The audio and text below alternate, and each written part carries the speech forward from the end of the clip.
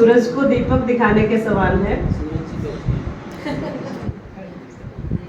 तो सर से ही थोड़ी सी प्रेरणा मिली है कि कुछ लिखा जाए थोड़ा इनके बारे में भी, क्योंकि इस विद्यालय में जो भी रिटायर होता था सर उनके बारे में कुछ ना कुछ अवश्य लिखते थे। तो मैंने छोटी सी कोशिश की है, सर की कजन है कविता मैम बैठे हैं, उनकी हेल्प से थोड़ी सी कविता बनाने की कोशिश की है। मेरी कविता कुछ इस प्रकार है। सुने अनसुने किस्से सुनाऊं, सुने अनसुने किस्से सुनाऊं, इतिहास में मैं सबको लेकर जाऊं, इतिहास में मैं सबको लेकर जाऊं।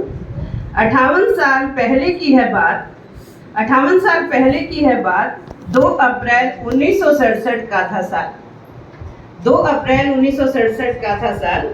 वसंत ऋतु और गर्मी का छाया था चारों ओर धमाल। ऐसे में भिवानी शहर का एक घर हो गया मालामाल, ऐसे में भिवानी शहर का एक घर हो गया मालामाल।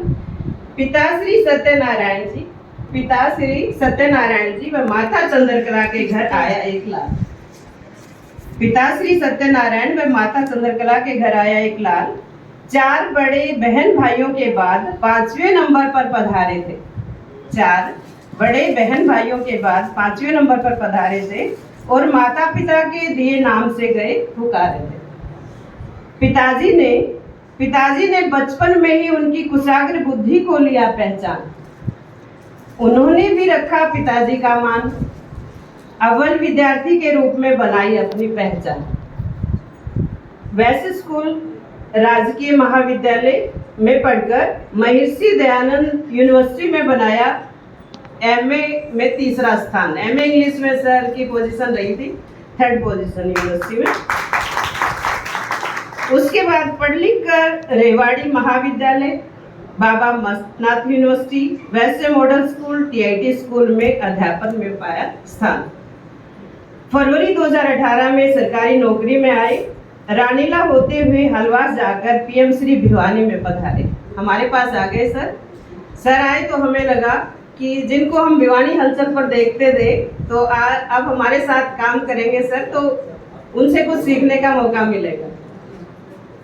सन 1995 में विकास नगर से ही सरिता को ब्याह आए। 1998 में तेजस्वनी और 2004 में कुमार अभिमन्यु भी उनकी जिंदगी में आए। भरा पूरा परिवार है इनका, खुशियों से भरपूर है, मस्त अपने में रहते हैं, गमों से कोसों दूर है। भिवानी हलचल पर समाचार वाचन कर, भिवानी हलचल पर समाचार वाचन कर पूरी भिवानी में हलचल मचाई है। अनेक कार्यक्रमों में मंच संचालन कर अच्छे वक्ता होने की प्रसिद्धि पाई है। अनेक कार्यक्रमों में मंच संचालन कर अच्छे वक्ता होने की प्रसिद्धि पाई है। विद्यालय में जब भी कोई कार्यक्रम होता, विद्यालय में जब भी कोई कार्यक्रम होता झट से उसे संभाल लेते। हमें लगता कि मनोज सर है, अब कोई चिंता की बात नहीं है, सब संभाल लेते हैं।